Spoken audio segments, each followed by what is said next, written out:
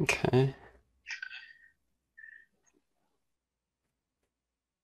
Might be a little too dark, so lighten that up. There we go. That's pretty accurate. So I'll just mass in that value.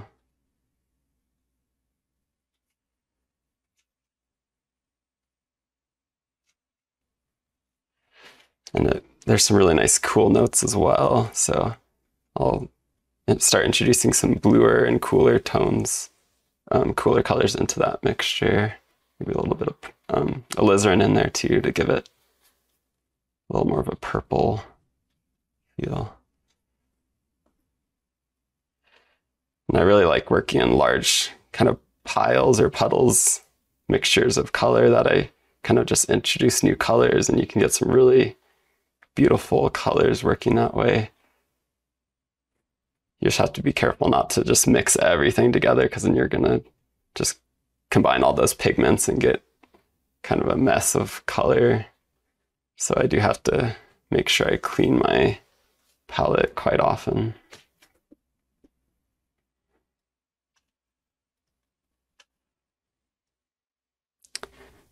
And then here's a little bit of a darker value in the metal. So I'll mix up some of my ultramarine blue and transparent oxide red, get that really nice, deep, rich dark.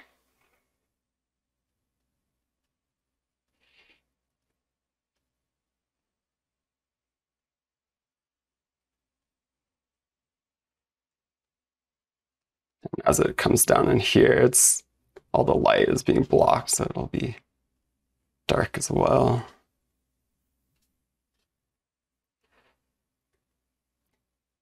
Then there's a little bit of a dark band of some of the room that's being reflected kind of towards the top. So I'll get that value in as well.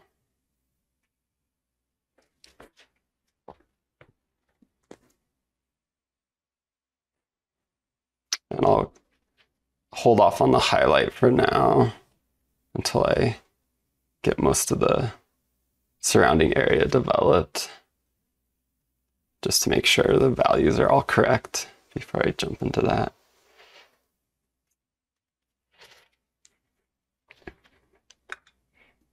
Now I'll just continue down. I'm going to start getting the shadow in this bowl in. And the shadow is going to be a little bit lighter of a value compared to most of this metal.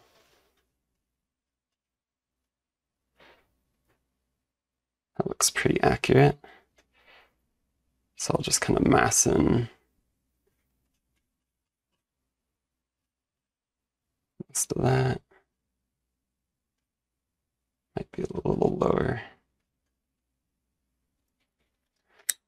And then I'll get the light side. And remember, I don't want to go straight for my lightest value for this, because I want to be able to reserve that for the highlight. So I have to make sure I'm bringing that value down a little bit, compressing it, and saving room for my lightest light. So I'm going to mix up a semi-neutral here. I've used a little bit of Viridian, my white, and a little bit of my transparent oxide red. Makes a nice color. I might want to go just a little darker in value, actually.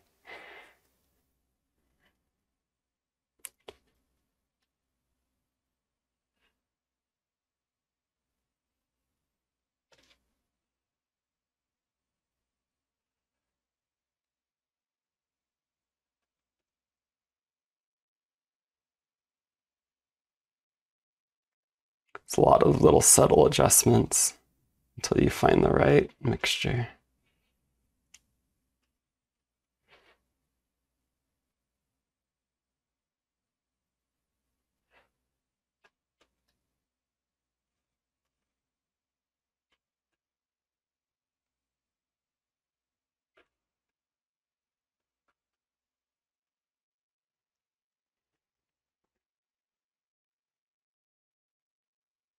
Looks pretty good. And now I can just blend and soften this edge as the shadow falls in that bowl.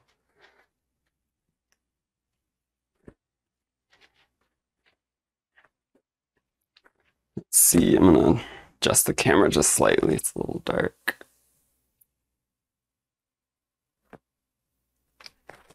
That's better.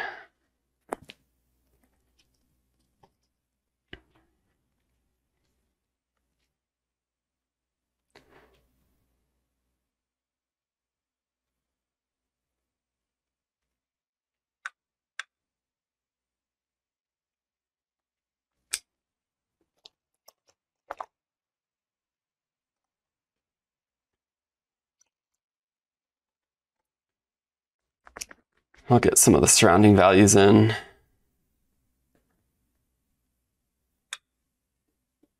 This is just a nice transparent warm green that I'm using, mixing some of my Viridian and transparent oxide red.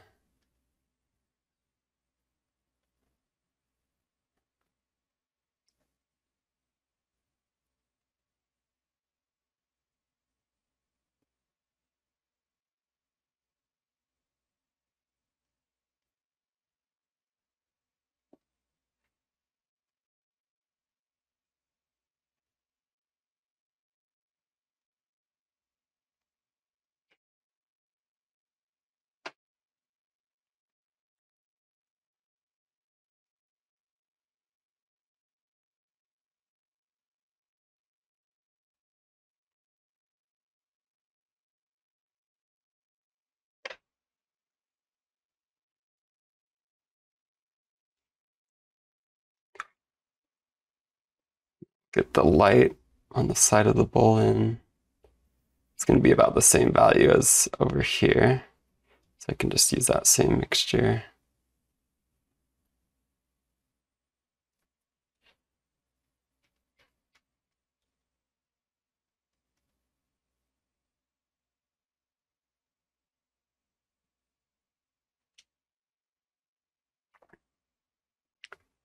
And sometimes it takes a little bit of time to kind of adjust these ellipses and get them correct, because you want them to be symmetrical and feel correct in perspective.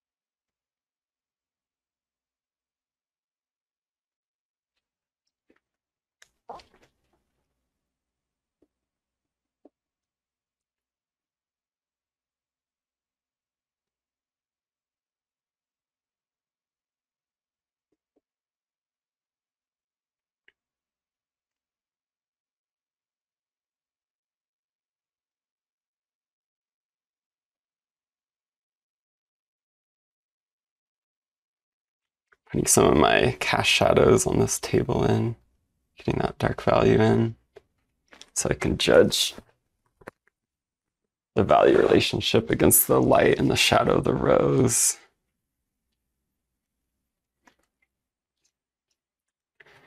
I think I'll get these roses, start blocking these in, and then after that I'll probably put the table value, or this fabric value in. Mixing up, I'm using my titanium white and this quinacridone magenta to get that nice pink, and I might cool it slightly with a Viridian.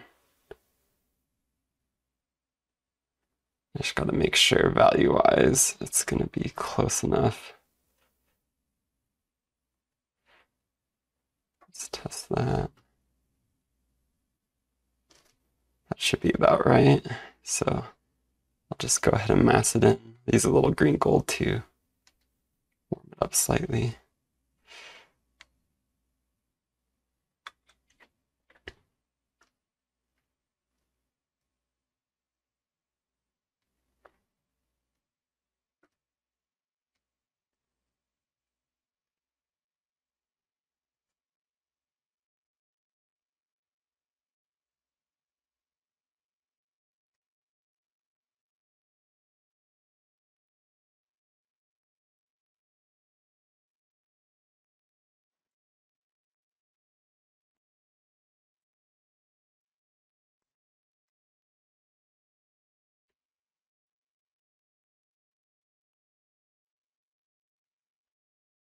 I'll get the shadow side of this rose in. It's going to be a similar value to that shadow value of that porcelain bowl.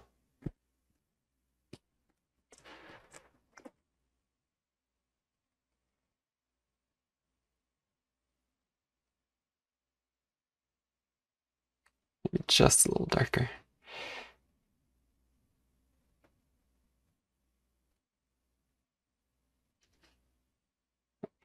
That should be good. So now I'll just kind of mask that in.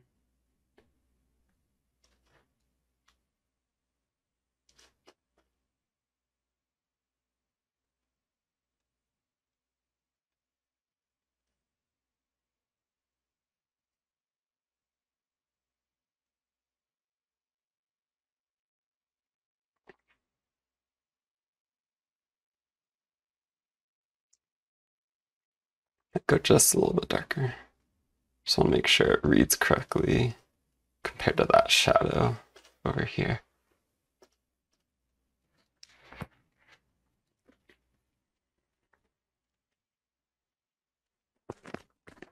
And with roses, you're going to get some really beautiful color towards the center of the rose because all that warmth and the light scattering around through the petals, and it gets warmer from the subsurface scattering.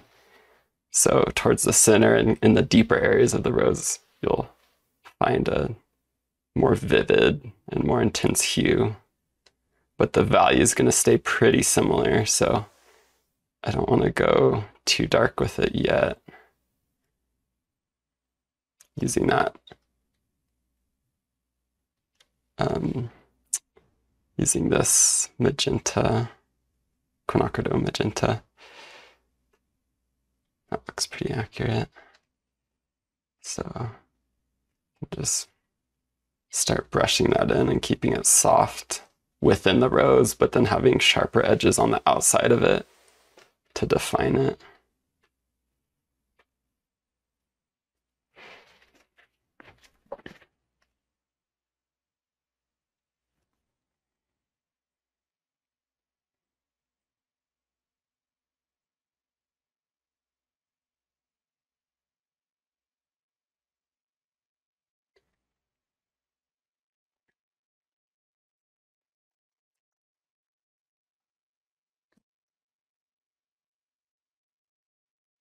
And I can have some sharper edges out here.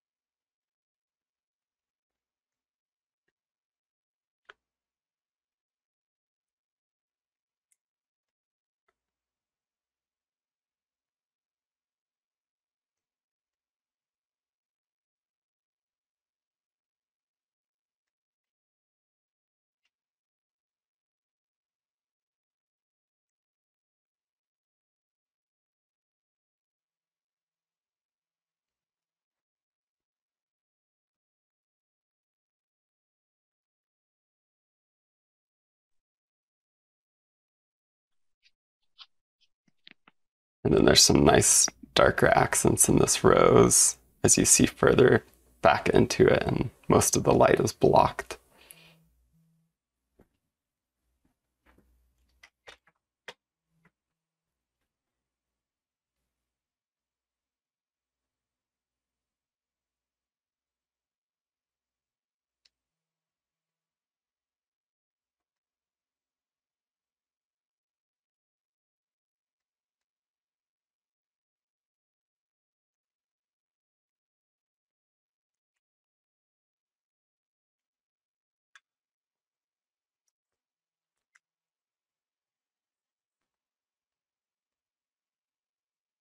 And I'll start getting some of this fabric in.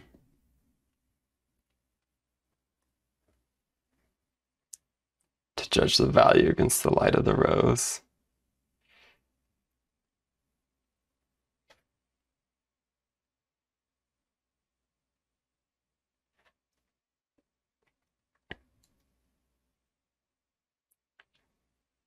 I'm gonna try and have some nice transparency and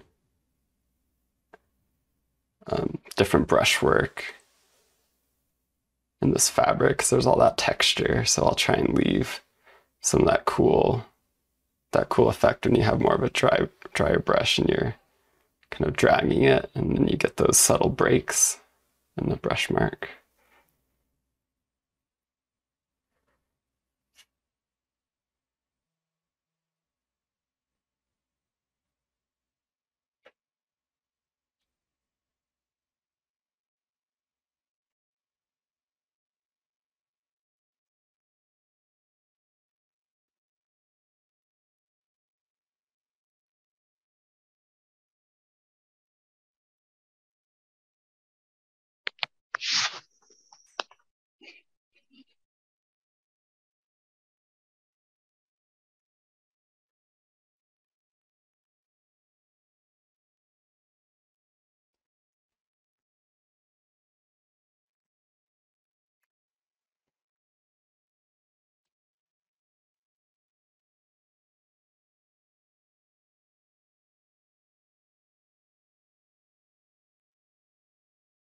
And I'll start developing these other roses and just check the value against what I've put now.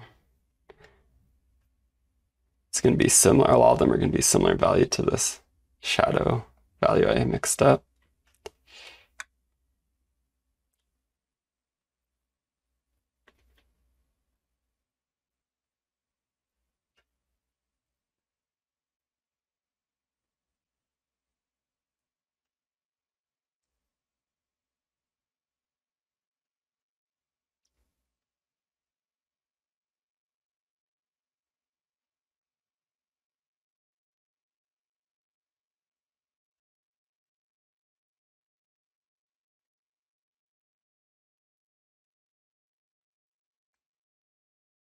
And there's a lot of nuance of the color. There's some cooler notes and warmer notes within the shadow, but for now I'll just go for the big shape of all this shadow and combine everything. And then as I get further into the painting, I can develop those smaller nuances.